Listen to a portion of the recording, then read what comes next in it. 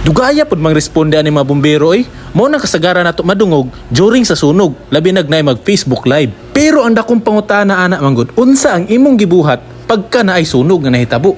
Nanawag ba ka dayon or nag-Facebook live ra ka dira aron daghan kag reels? Kabalo ba ka nga during pagpanawag nimo igo ra na namo kao ng information like asa ang sunog, unsa ang nasunog, pila ka balay ang nasunog, if naabay mga natrap nga tawo sa sulod.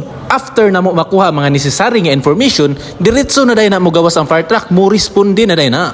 Ug amo ginang ginapaning kamutan nga makaabot mi nga paspas og safety. So amo lang gamay nga hanyo kung makadungog mo mga siren, automatic padapli na dayon mo kay kana meaning na ami respondi. Importante gid kay nga manawag dayon kung naay sunog kay ang kalayo ga double every 30 seconds. Ang inyong gakakita nga mga video karon is mao ning mga video gikan sa atong body cam ug video gikan sa mga bystander nga atong gipangayo. So ang among tambag sa inyo, ampingan nato atong establishment, make sure nga fire safety ta kay pipila na nato ka tuig gitiguman. Unya masunog lang sa isa ka oras.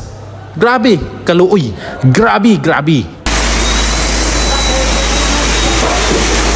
Maong kung naay gihatag sa inyo nga mga fire safety requirements, inyo kana siyang i-comply kay dili kana para sa amua, para kana sa inyong safety. Labi na safety sa inyong mga property. Bantay sila.